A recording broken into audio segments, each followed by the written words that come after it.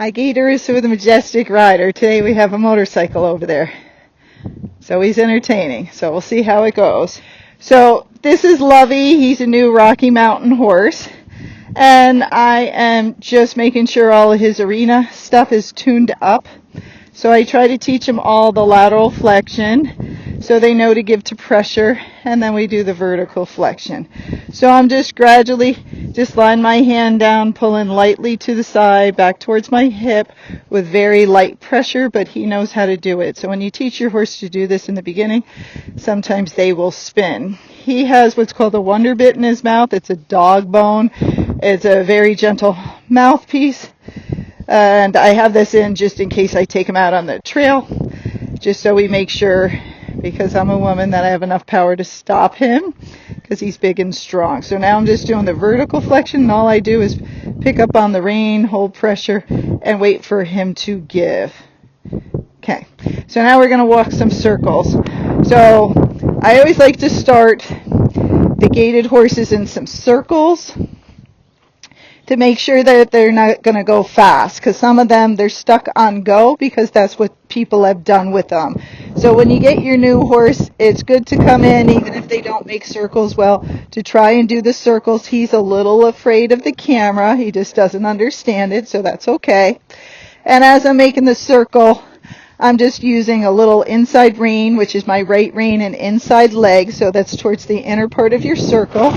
And I just squeeze and relax, and as I do, I press lightly with my inside calf muscle. I always tell people, when you're trying to move the horse's body, think of it as if they are a ball, like say you're playing soccer ball, and which way do you want the ball to move? So I want it to move off of my right leg and to make an arc through his body. This makes it easier for him to carry me, because he can balance underneath me better versus he just leans in, and I can balance myself over him better. Now I'm going to go to the other pole and go the opposite way.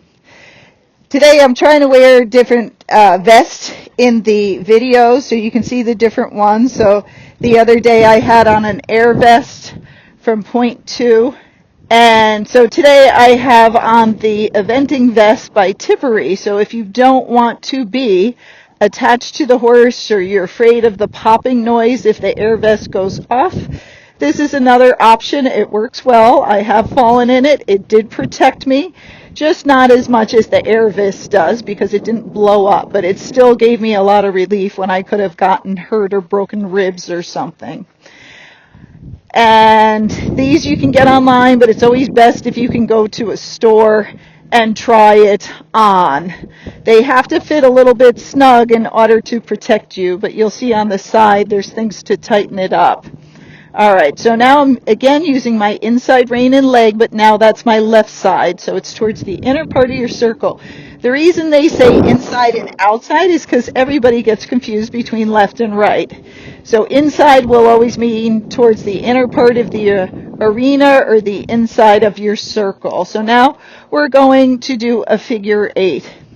Many of the gaited horses don't have a ton of training on them, and they don't have a lot of suppling work, or what we call lateral work, and that's the circles, the serpentine, shoulder in movements of that nature. The reason they benefit your horse is they help to get your horse to relax. It helps to get your horse underneath itself, to engage itself, and to learn better balance to carry you. Okay? And again, so many of them are just tacked up and ridden out on trail, and a lot of people ride them fast. So a lot of these horses don't know how to walk slow. So this is normal that when they don't, okay? When they do know how to walk slow, I was like, wow, maybe somebody trained that one. Isn't that impressive, okay? But I think more and more people are putting in the time and training them better. Again, the reason they slacked is because they're so calm, and so people can get by with that. We don't want to get by. We want safe horses, and we want horses that gait well, okay? So now you see I'm just keep walking my figure 8. It's not completely round because I'm trying to stay in front of that camera without having it lose track of me. But you're trying to make 2 circles, get them bending, get them to lower their head. Now I'm going to talk about Rockies a little bit. So Rockies have a shorter stride than like the walking horse. Okay? And they're built a little bit different. They usually look more like a normal horse. They're not so lanky and kind of wobbly or loose as some of the walking horses might be. And due to that, they feel very sturdy underneath you. They're a little stiffer than the walking horse. Again, not as flexible with their body. They're still flexible, but the walking horses are usually extremely flexible. Now we're going to go into our serpentine, and I'm just going to do that down the arena and back. So again, this is another bending exercise, very helpful if your horse is acting up on the way home, you're getting too close to somebody, nobody can keep up. It gives your horse something to do without you pulling on it the entire time. So you can bend it, get it to drop its head, then relax on the rein, and then bend it the other way, make sure it keeps its head down, hold pressure, and then release again. So it's very good exercise, and it is also very helpful with the pacey horses because you can serpentine around poles or you can serpentine around the cones, and when the pace breaks up and they smooth out, let them go a step or two, then stop and reward and repeat. So just going back and forth can help those legs separate. The Rockies are built more, or they bred them more, for going down rough terrain, okay, mountainous terrain. The walking horses, depending on what kind of walking horse you got, are usually bred for the plantations, okay? So not so much for really super steep terrain, more for covering ground quickly are the walking horses. So now we're going to practice the one rein stops to make sure he knows how to do these. So I'm going to walk on a loose rein. I'm going to push my heels down, sit back. I'm going to reach down the rein, pull it towards my hip, whoa, until he stops. Okay? And then I'll get back to talking about the Rockies. So the one rein stops only work well if you practice them over and over again, exactly the same way. Sit back, push your heels down, reach down the rein, look where you're going. You can always hold something here if you need to and just pull until they stop. They might spin a while. And you want to practice this a lot at the walk and at your gait and at your canter. So anytime you pick up on one rein, that horse understands to stop. Okay? You can't, if you do a one rein stop and you've never done one before on that horse, it might not work out so well. You got to get your muscle memory in it, and they have to give to the bit after you pull. You got to get your muscle memory of doing it so you get quick at it, so it just becomes, the horse bolts off, you react and you do it, but you also got to get very comfortable in that you start becoming aware of your surroundings. So one rein stops are great. You don't want to do when they're galloping. It's better to just make a circle and make it smaller and smaller till they slow down, then do your one rein stop. Okay? Because they can flip horses over, so you got to be careful. But I teach them all to do it, and then it's up to the new owner when they buy one of my horses that they practice doing it and getting good at it themselves. But you saw as he was spinning around looking for the answer, and if he walks off, I'm going to do it again. And then I release when he does the right thing. And then I always use my legs to go. So a lot of gaited horses won't walk like this on a loose rein. Some will, don't get me wrong, but a lot of them won't because people are just riding them fast. So when you get one, you want to make sure it can walk on a loose rein like this. And again, if they keep speeding up, do your one rein stop over and over, and before you know it, that horse will actually be able to walk on a nice loose rein. If you just keep checking it back, it usually won't happen. They'll slow down, but they'll never be slow and comfortable. Because some of them have never, ever been on a loose rein, so they're not comfortable with it. So in the beginning, when you're getting these horses, you got to get a good stop on it, get that good whoa, make sure it knows how to do a one rein stop, okay? And you practice that over and over so it becomes easy for you to do. The horse easily knows what it's supposed to do when you do it, and the day you have something bad happen, and if that horse bolts away, then you can scan the area, make sure it's safe, You just take a quick look because you're highly aware of where you are because you're a good rider and you've been paying attention to those things. And then you can be like, this is a good place. There's no gullies. There's no cliff. I'm just going to turn them and we're going to be fine. Otherwise, you might be like, gully, cliff, I got to go straight until I can stop them. Okay?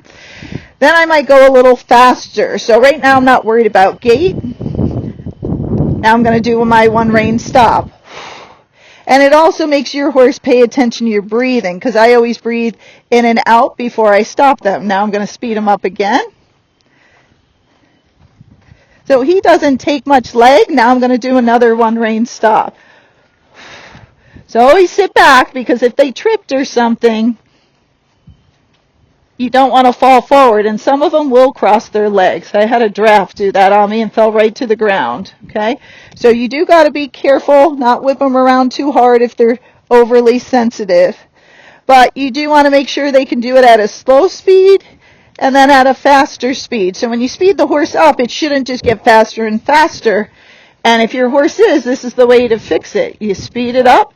As soon as it starts not maintaining that same speed, you pick up that one rein and you stop it and then start again. If you do that every time that horse speeds up, the horse will finally figure out, hey, if I just go this speed, she leaves me alone. But every time I speed up, she pulls on that one rein and I don't like it so much, so I'll just stay slower. Okay?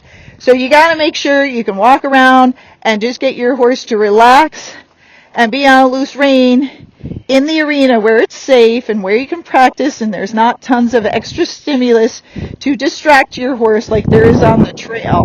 Okay? So the Rockies are built a little bit different than the walking horse. Shorter stride, usually have a little bit more hock and knee action. The walking horses kind of glide and keep their feet closer to the ground. Now, some of these horses just gait. Some of them, when they're loose, just trot. Some of them, when they're loose, they just pace. This horse gaits and paces when he's loose. He doesn't trot when he's loose, okay? Doesn't mean you can't teach them to do the opposite. You can, but that's what he naturally does. So depending what your horse naturally does and where it is on that gaited spectrum, either towards the trotty side or the pacey side, or it's right in the middle and it has really good gaits, depends a little bit how you're going to ride him. So you can see this guy's a little bit heavy. He's out of shape. He's been sitting in pasture for a little bit. So it's my job to get him back in shape, get him back conditioned, and to do that as easy as I can for him. But you can see, now that he understands what to do, and we'll walk up here a little bit and change our direction, he's very happy now to walk slow. Okay.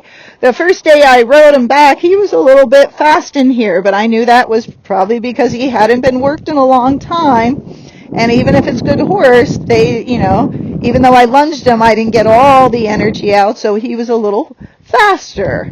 So he's doing quite well walking on a loose rein. Now, if your horse always goes fast and you want it to walk slow, you have to practice walking slow. You have to go in the arena where it's safe and get it to walk slow there, and once you get it to walk slow there, then you can walk outside the arena.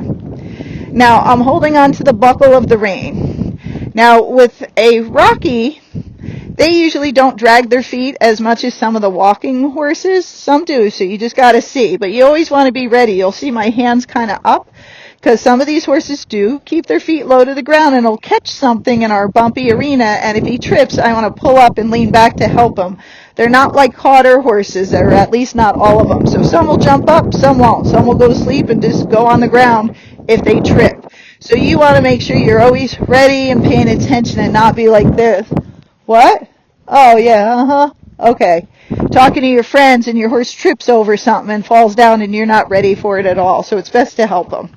The Rockies have a very good temperament. Most of them are calm. If they were bred for the show ring, of course, that's different. The show ring, they want fancy, they want highly spirited, and usually they're going to go faster. So that would be a hotter type horse versus the ones that are bred for the trail. They're going to be pretty calm. Now, some of the Rockies will be so calm you can't get them to go.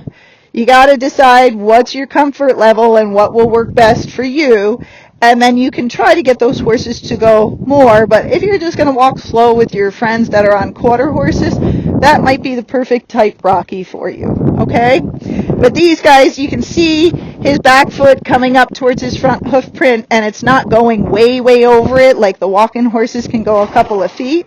This horse is going to have a much shorter stride. With a shorter strided horse, whatever breed it is, they're usually going to be a little bit more sure-footed. They're going to take more steps, but they won't cover as much ground so quickly, and they'll be able to pick their way through stuff if it's a difficult, steep terrain.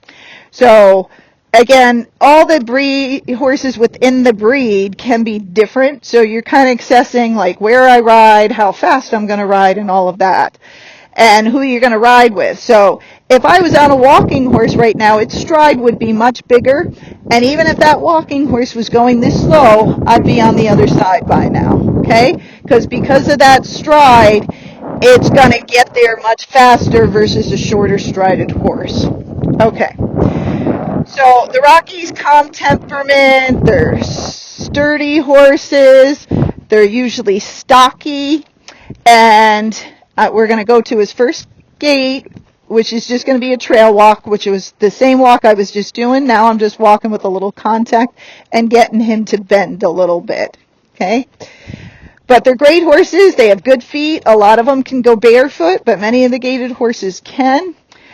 If you got one that had long feet and a heavy shoe and you go barefoot, it's not going to lift its knees as high. It might not gait as well, so you might have to do some retraining. But many of these horses do great barefoot. If they're on the rocks and they're getting trippy or they keep going to the side of the trail, then they're telling you their feet hurt a little bit and you might need boots or you might need some kind of hoof hardener to help their soles get a little bit more sturdy. All right, so let's start to gait. So what we're going to do first is our flat walk. So our flat walk is just going to be a fast walk. Now, with all the gaited breeds, they give it a whole bunch of different names, like slow,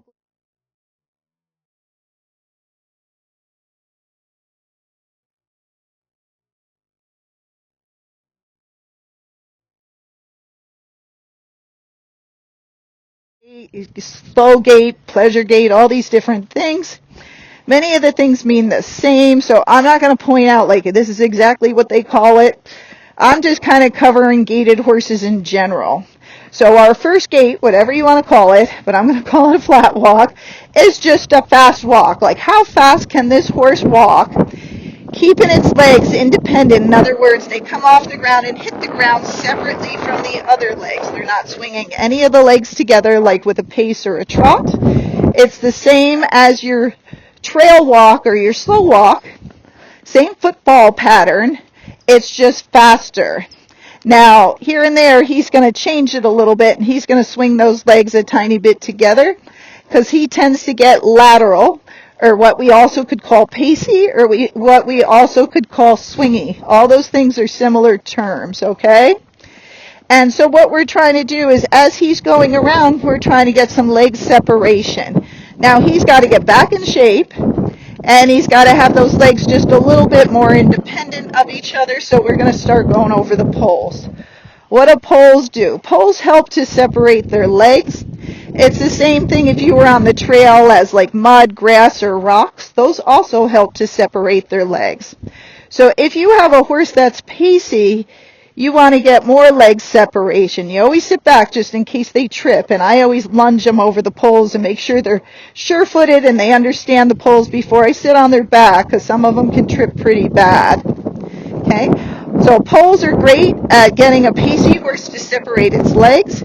They're great for building up top line. They're great for building up the muscles around their stifles. It does so many things, okay? But as you go over them, you're trying to keep that horse's head down so they stay relaxed and they round out their back some, okay? You don't want their head way up and inverted.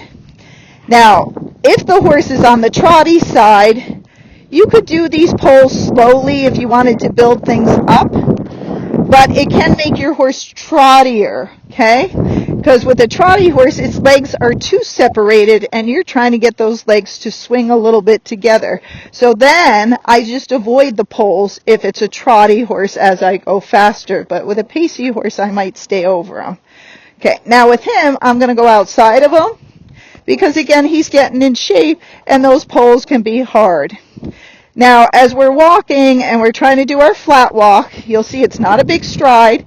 You don't see me moving back and forth in the saddle a lot like you did on my horse Tilly, the walking horse, because he doesn't have a big stride, so it's not pushing me back and forth. So if you said I don't like that back and forth motion, then a Rocky might be a great horse for you because it's not going to have as much drive from that back end, and so you won't have as much movement in the saddle. Now, although his gait and each Rocky is different, his is not very fast for his flat walk, but again, he's out of shape too. So in time, this could be a much faster walk. It's just not right now. But you see, as I'm going around, I have a light contact, just like I'm holding two little animals or two little chickens in my hands. My thumbs push down on the reins to hold the reins in place so they don't slip out of my hands. And you'll see I like to use rubber reins because when I'm starting horses, a lot of them pull, and I need to have good grip. Now, as I round him out, I don't want his head too low that he doesn't pay attention or he goes to sleep, but I want him to relax and relax his back, okay? So he's doing quite well. So now we're going to do the same things we did with Tilly because we want to make sure that these horses understand all our cues so we can communicate with them. And that's a problem with a lot of gaited horses is they don't understand. So even if you give them the cues for like a leg yield, which I'm going to do right now, so hands towards the fence and press with my right leg on and off, they won't understand it because nobody taught them. So if your horse doesn't know how to leg yield, when you do that movement, what's going to happen when you push with your leg, they're just going to try and go faster because they don't understand that the leg sometimes means sideways. So you have to teach your horse, and the way you do that is when you go to push them over, you hold more contact, so you kind of shut the door in front of you like, hey, you can't really go forward that much, so I pull just a little on the reins and then push with that leg, and if he kept speeding up, I might squeeze a little on the rein and make a fist and release. But he didn't understand it the other day, so either he forgot and figured out the movement, like, oh yeah, I did learn that years ago, because today he's doing it much better. Or he's very smart, and he didn't know how to do it at all, and he figured out that I shut the front door, and he goes, the only way to go sideways. Got it, Gaye. That's pretty easy. Thanks. So he's doing really well. Now, the sneezing, which you just hear, is a good sign that the horse is relaxing. Sometimes they're doing it because there's allergies and things floating in the air, of course. But other times I tell people, no, it's good. It's a release. Okay? And they're starting to relax more, usually, if they're sneezing.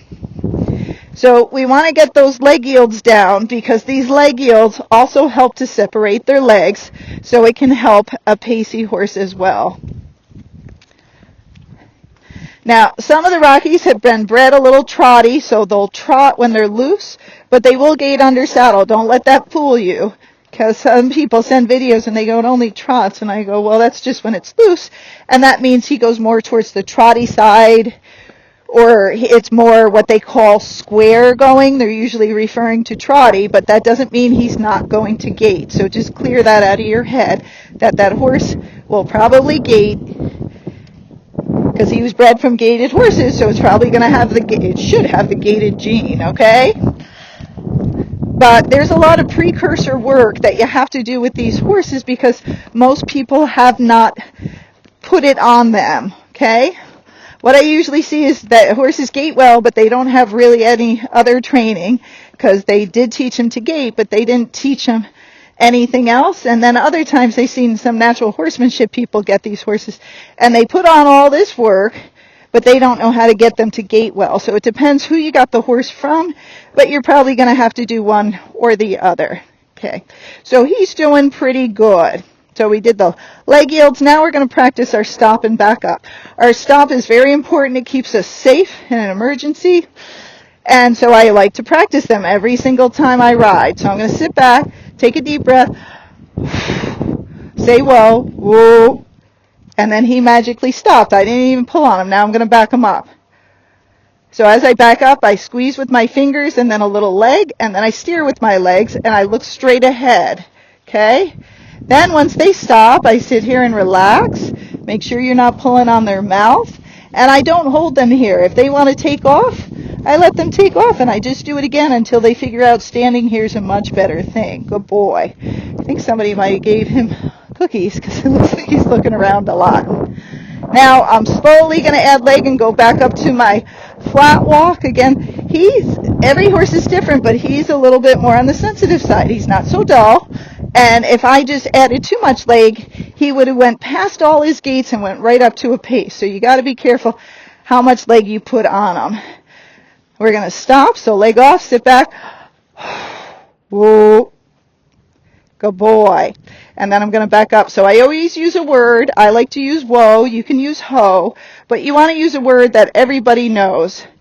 So if something happens, that horse understands. If he was running loose or taken off or your friend's riding him, everybody usually knows whoa or ho means stop. Okay? So far he's doing good.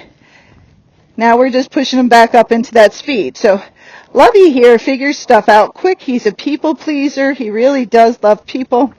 And so he tries very hard. Some horses will not try. They hate people. People have been mean to them.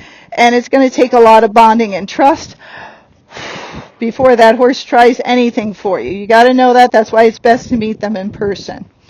Okay, so now we're going to do our turn on the forehand. It's also called disengaging the hindquarters. So look left, rein and leg.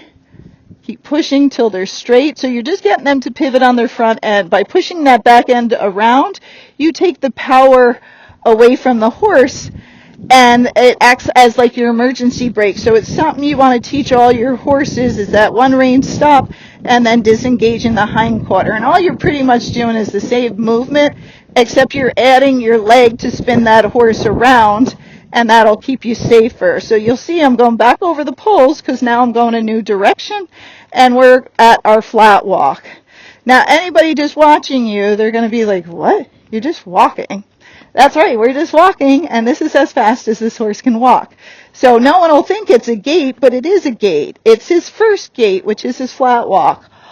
All of them are gaits, okay? Your trail walk, your flat walk, your running walk, your saddle gait, your foxtrot, your pace, your trot, your canter. They're all gaits, but everybody thinks when you're gaiting, you have to be going very fast. Nope. It just depends on that horse, how it's made, how it's been ridden, and its talent. So some of them, their best gait, which you have to figure out the speed of it, is very slow. And some horses' best gait is fast. I try to get all the gaits good, get them conditioned into it, and then build the speed. But many trainers and riders of gaited horses go for speed and then try to do some odd things to try to get the horse to gait. Okay? If you build them up, instead of starting past their level and trying to pull them back down, it is much easier. So I always try to put on a good foundation, make sure the horse understands. They let us on their back and all these things which they don't have to do. And many of them are very kind, okay? They don't get a paycheck or anything, so make sure you give them scratches, treats once in a while. Be kind to them. And many of them will do lots of stuff for us. So now I'm going to go outside the poles, okay?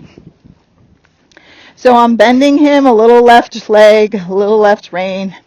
Now we'll get to his saddle gait, because the Rockies are supposed to have a slower gait, like their flat walk, and then you'll have your saddle gait, and then if they go faster, they'll call it a rack. And each horse is different on their speed. He's out of shape, so I would expect he's going to be smooth at one speed, and if I push him too fast, that he's not ready to do yet, then he's going to go more towards the pace. If you had a trotty horse, same thing would happen. If you go too fast, it's going to go out of its saddle gait or flat walk and go more towards a trot. So you want to build them up slowly and take the time to get them in condition, and you want to teach them all these things in the arena, all the suppling work. So when you get out on trail, and if they start pacing or trotting, you'll have things you can do to help those horses get back into their gait. Because so many things affect these gaited horses that don't change the trotting horses so much. So like this arena goes up and down, And that will affect all of my gaited horses. When it goes down, it makes them pacier. When it's going uphill, it makes them trottier. Now, if I was on a trotting horse, a thoroughbred, quarter horse, whatever the breed is, Arab, if I go up or downhill, it's not going to affect them that much. They're going to stay at their trot. I could trot uphill, I could trot downhill. Sure, they might get faster, and they might get off balance, but they're not all of a sudden usually going to start doing some weird footfall pattern, which the gaited horses will. They'll change depending on that footing. So, again, if I'm going downhill and he was gaiting really well and I was doing a nice saddle gait, he might then start to pace. If I was going uphill and it was a really steep uphill and I'm trying to saddle gait up it, it might make him more on the trotty side, and he might end up converting over to a foxtrot. So you have to know those things, and the best place to practice is the arena, where you can practice getting your gait, keeping it, and then you go out on the terrain and work on it, because that terrain will help you and it will hurt you. So, like if you have a pacey horse going up hills, is great because it helps get that horse on its back end. It helps collect that horse some, and that's why they gait well uphill. If you have a trotty horse, it makes that horse more pacier. It gives it more swing. So if you speed up going downhill a little bit, it'll usually also get you your saddle gait or whatever gait you're going for and be less trotty. Okay, so terrain really does affect your gaited horse. So he's doing pretty good. So now we're going to do our stop and our back up. So sit back, leg on. Oh, good boy. And he's starting to rock back. Okay. Now, I only rode this horse once in the arena, and the first time wasn't so good. But he's figured it out. But I'm very clear, and I'm very consistent, and I pay attention.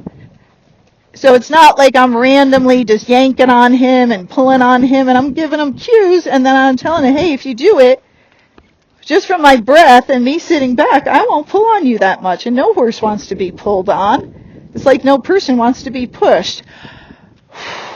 Ooh. So many things and then he rocked back. He's a very smart horse and very willing. So if you have a horse that's not so smart, or a horse that hasn't been treated well, or it's a spoiled horse, they might not be very willing, and it might be very difficult, and you might need a trainer to step in and to help you. Okay? Now, the more you get these things done before you ask them for the speedier gaits, the better the horse usually is. Now, some of them, he just drifted, and I blocked him with my left leg when we started doing the turn on the forehand, and he drifted, okay? So, all that was good. Now, when we go up to our next gait, which should be a saddle gait, he might get a little pacey. If he gets pacey, I might go over poles here and there. The other options I have, if he's pacey, I can make a little serpentine, I could do leg yield, I can move his shoulders. All those things should help me to get more space between his legs so the legs are separated. Now, some horses, when they step pace, and the step pace is a 4-beat footfall, but the footfall is closer together. Instead of it being 1, 2, 3, 4, 1, 2, 3, 4. The step pace is 1, 2, 3, 4. 1, 2, 3, 4. So there's more space between the sides, but less space in between the legs, okay? But in some horses, that step pace is very comfortable, and so people get confused, and they think it's the running walk or the saddle gait or the rack, okay? You need someone to help educate you so you know which gait is which. If you do that step pace, the hard part is if you don't get that clear 4-beat footfall, usually as you go faster, the horse will just pace. So if I have a saddle gait and I have a clear 4-beat footfall, as I go faster, I should get a rack. Both are smooth gaits. If I have a step pace, which in some horses will be smooth but has a little bounce to it, as I go faster, they'll fall into a pace. So that's the thing. If you don't get that footfall slower as you go faster, it doesn't work out so well. Now, Lovey has gotten very quiet, so we're going to try to wake him up. He's like, you talk too much, and I'm totally bored. So first, I'm going to get a little speed. Now he's step pacing a little bit, so one thing at a time. So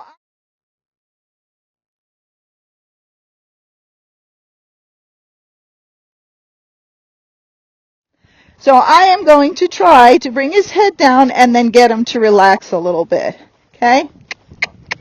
Because if I can bring his head a little lower and get him to relax his neck and his back, that might be enough to separate his legs so you don't see that little bump in the saddle with me.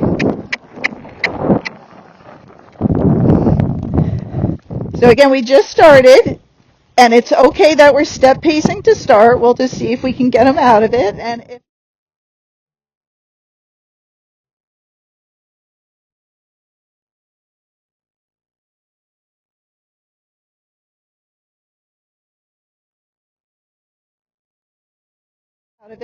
if not, we'll add the pulls. Now, he's not bad. He's just more on the lateral side. So you'll see, it's not like I'm jumping, bouncing out of the saddle. I just have a little up and down motion.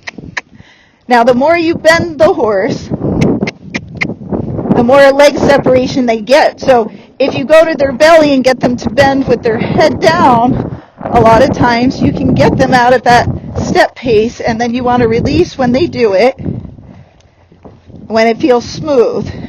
When they do the saddle gait, it's a 4-beat football.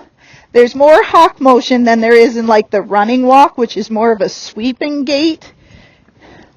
But with the saddle gait, you'll have more hawk motion, and due to that, you'll get more bounce in the tail. Now, the shorter the stride, usually the more bounce in the tail and the more hawk motion. So if you do a saddle gait with a walking horse, you might not get as much bounce in their tail.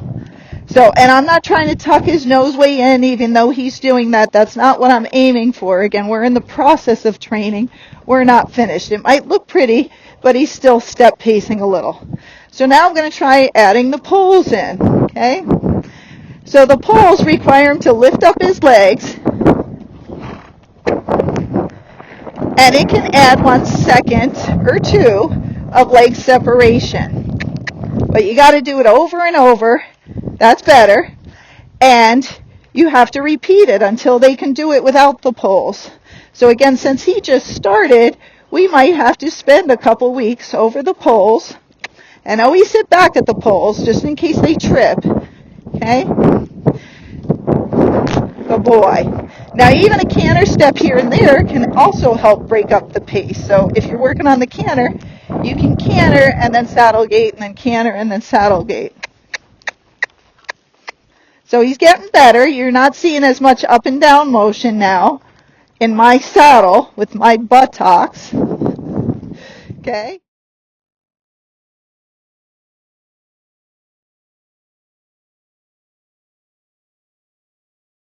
Okay? So it's getting better.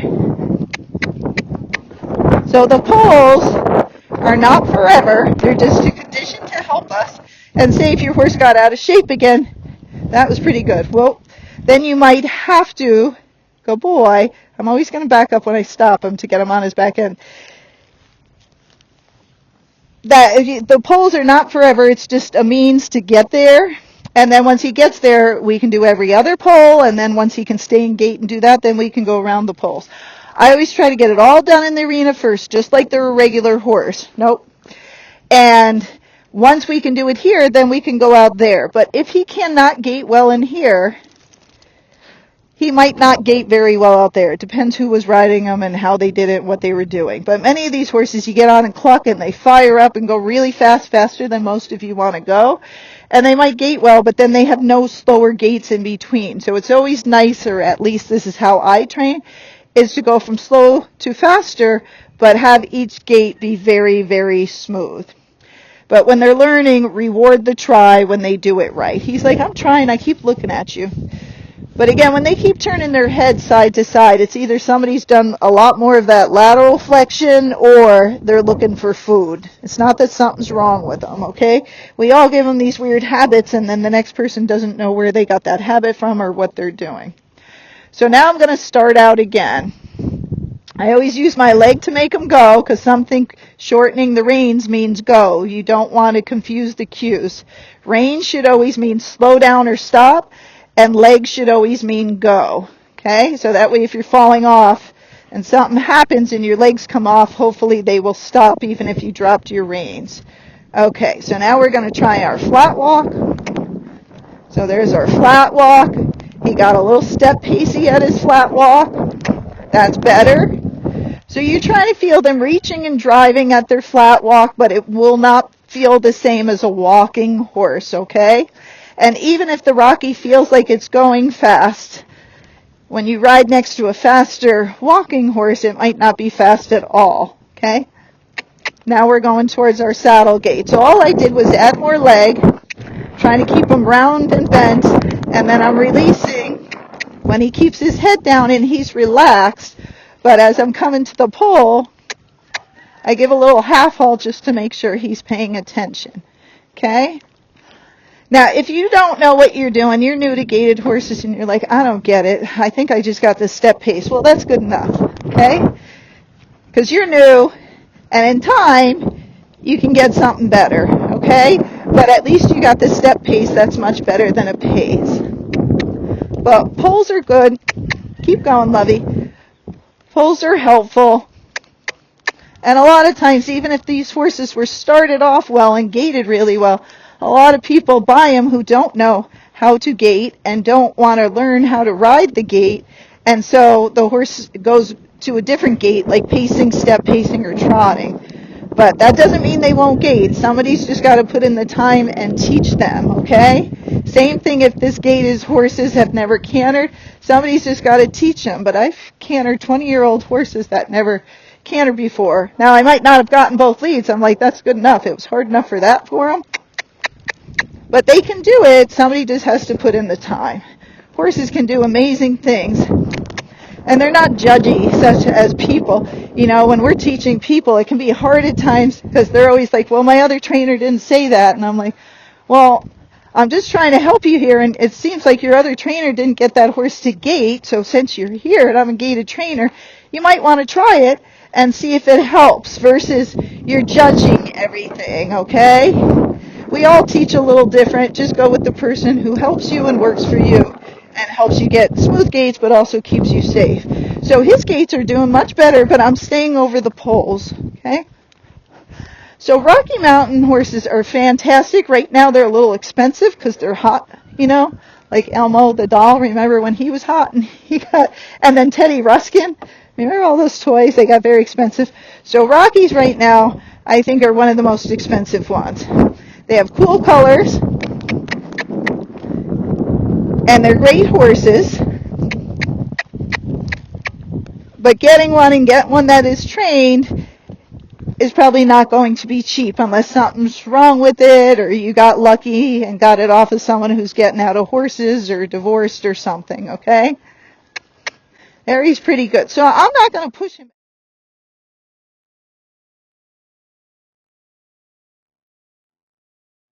I'm not going to push him any faster than this because to me it doesn't feel like he can hold the gait any faster. So what's the point, okay? I don't want to run him out of it. I got plenty of time to condition him. There's no rush with this horse. So we just want him comfortable in his gait. There he fell in, kind of like an airplane, and then due to that, he got a little step pacey. Okay?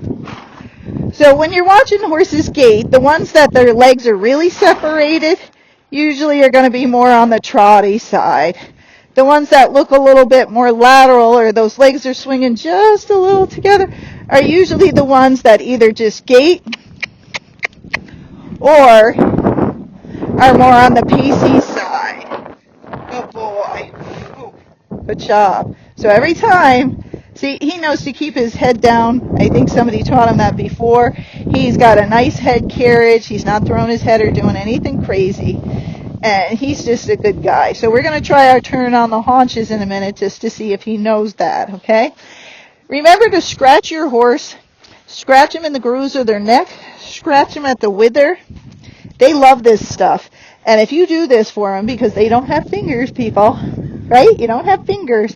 You give them a little massage up here. You scratch underneath their mane. They'll love you. They really will. They're like her. Oh, she's got nails and she scratches and I'll do anything for her. I don't care if she wants to canter an hour. I'll canter for her. So if you do nice things for them, they do nice things for us. The main thing is it doesn't have to be food. It can be scratches, okay? Some people, they make their horses too mouthy. You got to be careful how many cookies you're giving and all of that, or, you know, you can't handle it. The horse just becomes pushy. So don't have cookies or anything on you. Just start giving them scratches instead. Okay, so now we're going to pick up our reins and then just sit here. The reason you sit is you don't want your reins to mean go. So you pick up your reins, and then for the turn on the haunches, I'm pushing right at the girth. Both hands are going to my right, and we're keeping the hind quarter or the haunches still and having the front end walk around. So it's just, good boy, that was a good one for him. It's just like a reining horse spinning, except we're doing a 180 instead of a 360, and we're doing it slow. We're not doing it fast, okay? Especially if you're someone who doesn't have good balance. You don't want to do that fast or teach your horse to do it fast, because then it could spin. So now we're going up to our saddle gait. So his head's a little high, but let's see how it goes. Now his head lowered down. Now he's pretty good. The legs got a little bit together, and that's just because I can feel it. You won't feel it in the beginning, and you might not even be able to see it. I forgot, I'll get some different boots. I forgot to do that. And we'll try to put some different boots on so you can see their legs moving, because I know for some of you it's very hard. I always try to put it in slow motion so you can see, but it can take years of trying to develop your eye so you can see their gait. And I tell people, see how he tripped, but I didn't move because I sat back. Okay, he just misjudged how high it was. There he's put in an extra one because he's like, I don't want to trip.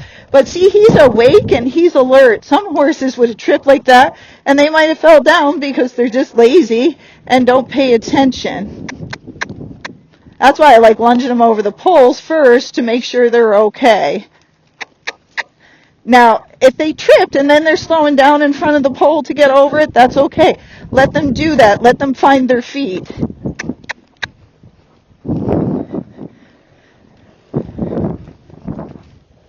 He's doing pretty good.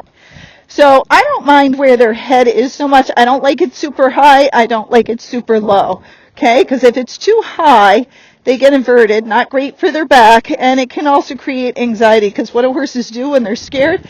They lift that head way up, and it makes that adrenaline start flowing, okay? They used to say a horse with its head up had no brains, and a horse with its head down had all the brains, because having their head down is what they do when they graze, and they feel secure, and so that's what that saying mostly means. All right, now we're going to go around the poles. So again, if I can keep a little bend, keep the right speed with the right body frame and headset,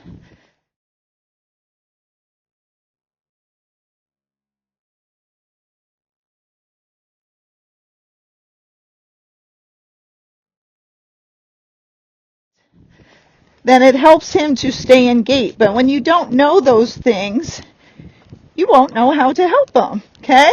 So with him, I'm kind of sitting in a neutral body position, but if I needed to get more drive off his back end or reaching up underneath him, I could tilt a little forward, and that'll usually help if you're tilting a little like this. When you're trying to get them to engage more and use their hindquarters more. With the walking horses, you'll see people really tilt like this. These horses don't have that big back end like the walking horses do. So when you see people riding the Rockies, you won't see them doing that much because they're not trying to get that horse to really lengthen their stride. They like that stride is shorter, okay? Where the walking horse people, again, you're going to see them tilting a lot because they're trying to get that. But it doesn't mean you can't do this to help them to get their gait. Tilt forward, kind of try to let them use their back, get their head set, and then give to them and see if they can do it. Now, Lovey's here is getting quieter and quieter. He's like, I remember she did this the other day, and then she took me on a trail ride. I better save my energy. Okay?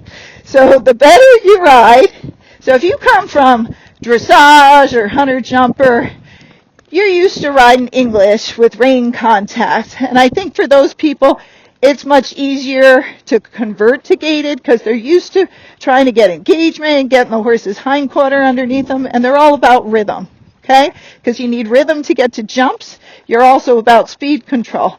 Same with the dressage. It's about rhythm. We're trying to get them as light and as engaged as you can.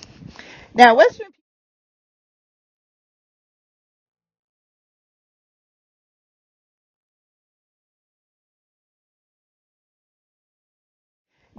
people can do fine depending on what they know, because some Western people only know to ride with one hand like this, so you're not going to be able to help the horses much. So it's best to ride them with two hands in the beginning, get those gaits good, get the horse to understand and know all the cues, then you can go to one hand. And that way you can always go back to two. Okay, we're going to give them a break. You can always go back to two if you're having problems. The Western people, like the reiners and the cow people and all that, you're used to some collection and motion with the horse, except it's on a looser rein. And the hard part with these guys is some of them wobble around or they look around too much. And if you're riding them like this and then picking up and trying to get control of them, and again, because the training is so slacking compared to how your previous horses were trained, it's totally different, doesn't work out well. Your quarter horse might have started as a 2-year-old, and maybe Lovey was started as a 2-year-old. But that quarter horse was ridden in that arena, probably, and, good stop, lots of groundwork, lots of preparation, lots of tying up. And the gaited horse was saddled up, probably not ridden in an arena, maybe ridden in a barn or down a long road, and then they were like, that's good, let's go on the trail. And that was his training. So that's why these horses have issues. And I've seen a lot of gaited horses where people are trying to lunge them. They're trying to do obstacles and all these different things, and the trainers that the person's working with thinks the horse is nuts because it's acting up and doing stuff. And I go, yeah, it's acting up and doing stuff because it doesn't understand. So if you're helping somebody, you're a trainer, and you're helping somebody with a gaited horse, go back, make sure it knows all the basic. It knows the groundwork, knows to stay out of your space, it knows how to lunge, sending exercise, desensitization, all those things, and then do your under saddle work, and it'll be much easier. But the main problem with them is they have lack of training, usually too much speed, and don't have many cues. Okay, so now we're slowly going to go back up to speed. So I wouldn't be surprised as I speed up, he's a little tense around his neck and his back, which I can feel through my seat on his back. I can't feel his neck. So I know I got to get him to relax a little bit more to separate those legs. So if they're tense, they'll usually get a little bit more pacey, okay? So relaxation usually takes you more towards the trotty side of the gaited spectrum, and tension usually takes you more towards the pacey side. So again, if you got a trotty horse, you want to create some tension. If you have a pacey horse, then you want to create more relaxation. And it just takes time, and you got to know, is that horse really separating his legs, or is he more towards the step pace? So it's helpful to take online lessons. I do them. And it's just like I'm standing there in the middle of the arena. I can tell you what you're doing, but you do have to get the equipment to do it, which is usually a Pivo or a friend. Someone will hold the camera and a Bluetooth device, and then I can see you and I can help you. So I've helped people all over. It only works if you practice what I tell you. And then we do multiple lessons. One lesson will give you an idea, but it will not get you there. And so many people are motivated till they find out it's work, and then they're not motivated. And they take one lesson and never get the gait and go, well, that didn't work. No, because Rome wasn't built in a day, was it? Okay? Your gaited horse is not built in a day. You might have ridden some talented ones. God, boy, there he's quite good. Good job. Oh. And they might...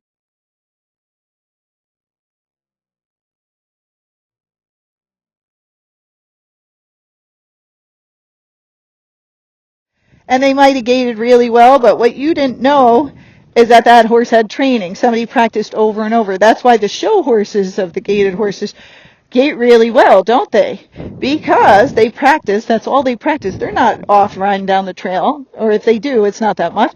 They're in that arena. Gait, gait, gait, gait. That's all they do is working on that every single day, okay? So you should do that too, because then when you go out on trail, it won't be that hard. So he's doing really well, don't you think? I do. Now we'll try a little canter. I have no idea if he can canter under saddle. Now, why is that? A lot of gaited people don't canter him under saddle because they want him to gait faster, and they think, well, if he knows how to canter and I ask him to speed up, he might canter instead of gait, and that is true, okay? The trotty ones can canter very easily, so those horses are more likely to try to canter if you just let them. Now, if you teach the trotty horse not to canter except when you ask them, then they will usually hold their gait and you can get them faster and faster. But a lot of times people aren't good riders or they're not consistent, and so the horses just start to canter all the time instead of gait. So be very clear, another turn on the haunches, on what you're asking them. The pacey horses, cantering will only help your gait. It can be dangerous in the beginning, so it's best to do it in a round pen with no person on them. Get them cantering really well. Use poles and things to help you reward the try. And then over time, after you get more than cantering more, then put them on a lunge line, pull them off of the rail, but stay in the round pen, get them lunging and cantering really well, and then bring them in the arena and see how they do. And then if they're good, then you can start riding them. But it's best to ride them in the round pen to help you to get that canter. It's just much easier on you and the horse. So I am going to half halt, shift my weight to the left, and ask him for the canter, and we'll just see what happens. Okay? So I just woke him up a little bit. Canter. Canter. Now I'm going to pump a little bit like I want to canter. Canter. He's doing a very smooth gait, although I'm sure it's a step pace. Now he's kind of cantering on the wrong lead. So let's try a pull. Canter. With a pull, sometimes they'll get it. Canter.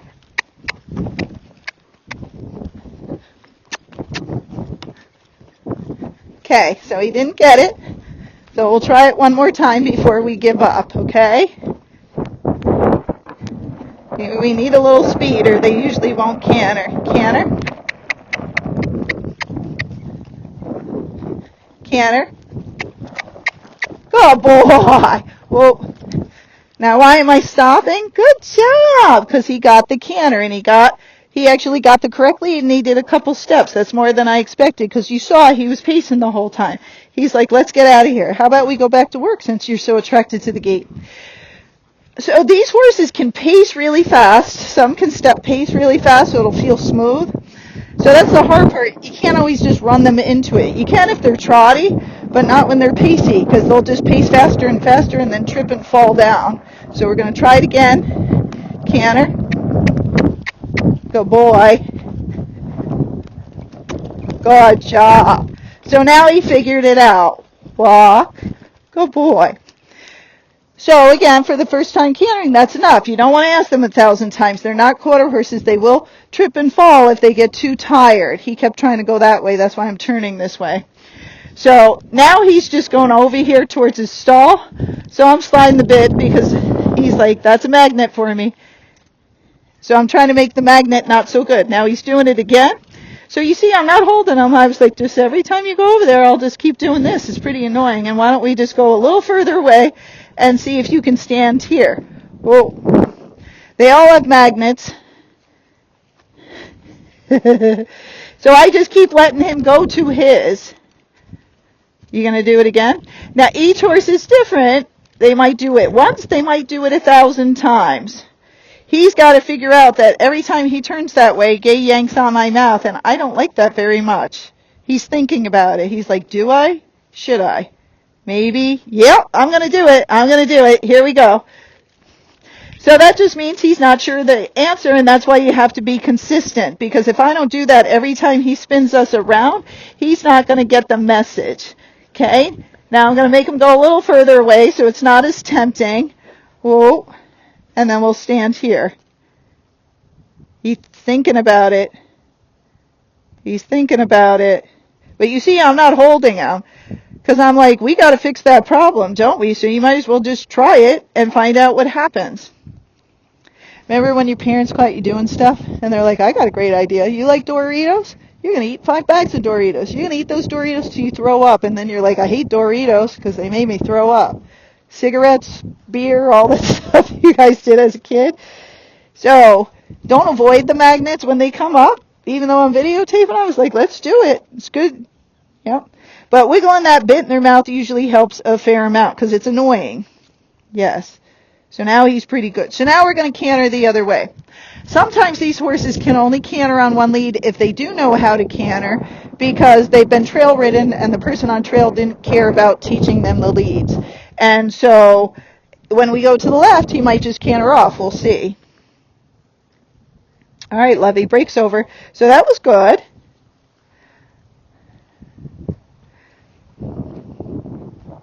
So now I'm just turning because I did the turn on the forehand and the haunches, and I'm trying to be nice to him. Okay. So I'm going to do the same thing. I'm going to half halt, shift my weight, and use my outside leg to ask him for the canter. Many times when they have a magnet, like there's something over here he wants to go to, and I know what it is. It's his stall. Use it to help your horse to get energy. So I'm going to go over the pole. If he doesn't get it, then I'm going to use that pole, and that's aimed at his stall, so it should help. Canter.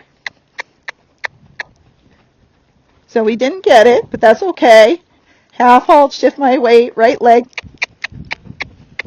I'm pumping a little bit. Okay, not good enough. So don't just run them. When they get fast and they're not really cantering, to start over, because that's when some of them will trip. But when you're going towards the pole, you do need a little energy to get the canter. Canter. No, didn't get it so well. Canter. Not there either, so lean back, slow down.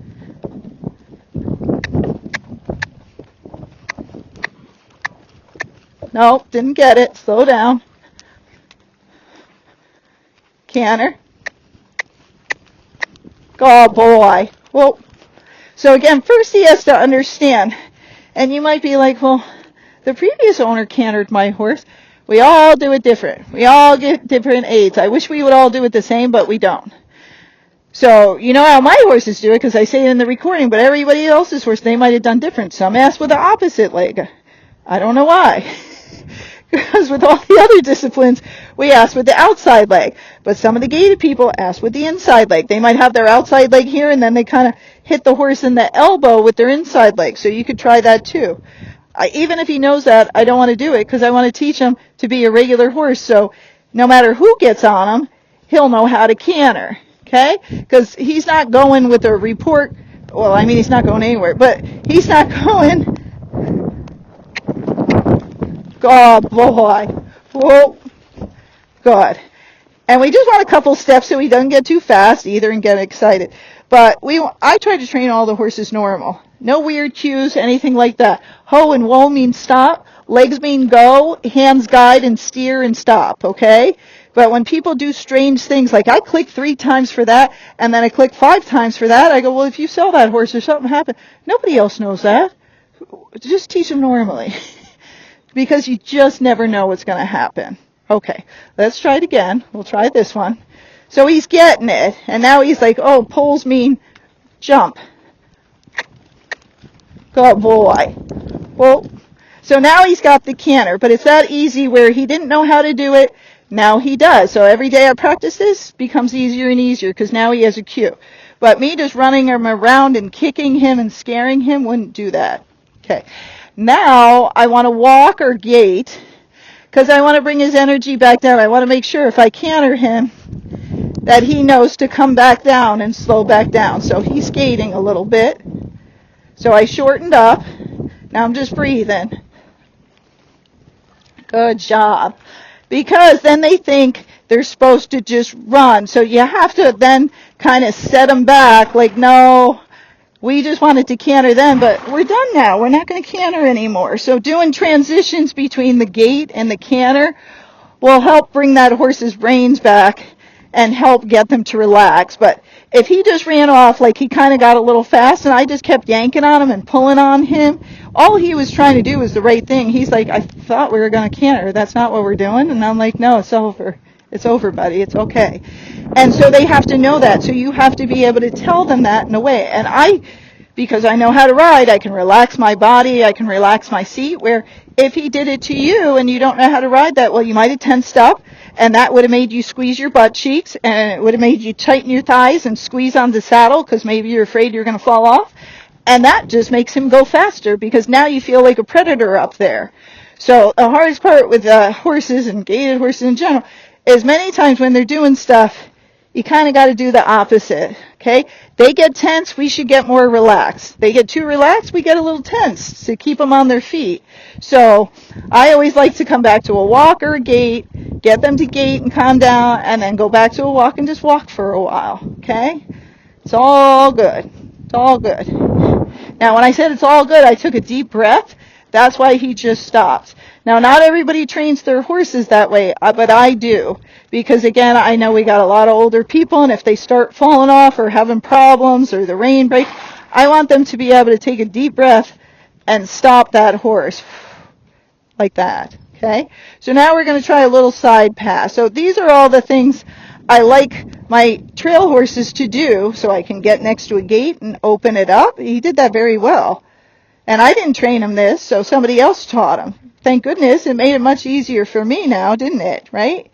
Because if I'm giving a lesson with him with somebody, he's got to know how to do this stuff because I have to teach it to him, the riders. Okay? So your side pass helps you with getting things off the fence, with opening a gate up, or maybe I got to move over as a jogger passes me by. It's also very important to teach your horse just to stand. And you got to be able to do it in the arena well before you can do it out there with excitement, but you want to practice it everywhere. No, Lovey. So you got to be careful with them scratching on your feet because they can get the bit stuck in your stirrup, okay? So I'll get off and scratch his mouth, but I'm not going to let him do it. Or if you did do it, you could put your foot here and have them scratch, but you got to be very careful that this does not get attached to anything. Because, again, you can have bad accidents. We have equipment attached all over them. We don't want them to feel confined that they can't escape because that's when horses blow up, okay? But let's go back to the Rocky Mountains. Are great horses. If you're coming from quarter horses or you don't like to go too fast, these are great horses to get. They're very forgiving. They're very calm. A lot of them can be on the slower side, so just get one that has not shown. And again, they have great feet, so that might save you that you don't have to put shoes on them. Get it from a good trainer or a good seller. Have them show you how to ride it and what to do. And then they'll usually help you later on if you have issues too, or you decide to sell the horse down the road because your life has changed. So I love Rocky's, great personalities, great horse. He's fantastic. And this horse is 19, okay? He's a little overweight. Did you see what he just did? He tried to scratch his face with his back foot. Gaited horses are funny, and they can balance very well to do some of those things. So I'm going to get off to scratch him. I'm going to get off on the right. I got on the right because we're always trying to do different things so they get used to everything. Okay? So now I'm going to scratch him so he can scratch, but I won't let him rub on me. But very sweet horse. You see he's in great shape besides his weight. He's got clean legs. He's got good feet. And so if you're new, an older horse, something like Lovey, can be a great horse. So don't pass up on him. Lots of people want a younger horse because you want to think you want it to last forever. Or until you're done riding. But if you're a newbie, an older horse is great. And then once you know how to ride, you have some clues and some experience, then you can get a younger horse. And then anybody will buy that older horse because they're great, right? They're great. All right. I hope that helps. Remember to like and subscribe.